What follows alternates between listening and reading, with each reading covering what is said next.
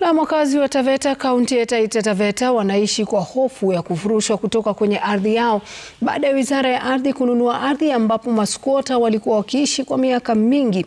Wakazi hao sasa wanasema watafululiza hadi kwenye bunge la kitaifa ili kutafuta mwelekeo baada ya maskwota wasio halisi kupewa hati miliki za ardhi wanakoishi. Julius Joho na mengi zaidi. Ni nyuso za wakazi kutoka vijiji 11 eneo bunge la Taveta zilizojaa hamaki. Hapa wakiwa hawajui hatima yao baada ya ardhi ambayo wameishi kwa muda mrefu wakiita nyumbani kupewa watu tofauti. Tumekaa pale zaidi ya miaka, sasa tuna miaka karibu 70. Tuko pale ndani. Tutaenda wapi? Sisi ambao genuine squatter, tutaenda wapi? Na watoto wetu wataenda wapi? Maisha yangu yote nimeishi hapo, hiyo shamba inayotajwa kwamba ni shamba ya mzungu. Hata nilikuwa sijui pale mali nakaa ni kwa shamba ya mzungu. Juu ilikuwa ni forest, ni pori.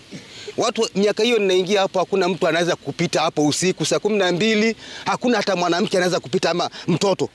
Labda pengine ukute ni mtu mkubwa, wako wawili, watatu, wanne. Wakazi wa Taveta Phase 1 na 2 wakisema wameishi hapo baada ya kupimiwa ardhi hiyo na serikali. Maana sisi ndio squatters ambao tulikuwa ground na hatukuwa settled.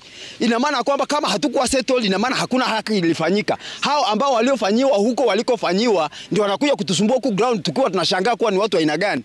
Kwa hivyo sasa haki haikufanyika na sasa sijui inaashiria nini mpaka hapo. Aidha wakilaumu baadhi ya maafisa wa utawala wa mkoa na wale wa kisiasa eneo hilo kwa masaibu wanayopitia licha ya miaka mingi ya kushinikiza kupewa hati miliki. Unaenda unakuta mtu title deed yake haisomi mahali hapo mahali yupo, inasoma kwingine. Huko kwingine unaenda unakuta huyo mtu anakuambia nataka milioni 2. Kusema kweli wa Mungu, sasa nimeshomesha watoto, niko na wajukuu. Wale watoto wangu niwapeleke wapi? Nimezika mamangu pale, babangu pale.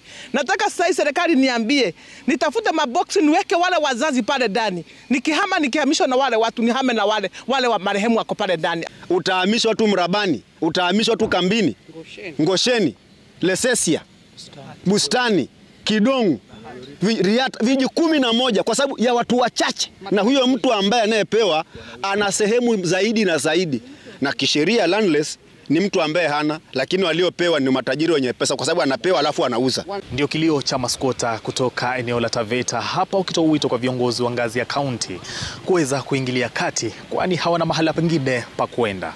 Nikiripotia runinga ya Citizen kutoka kaunti ya Taita Taveta, mimi ni Julius Joho.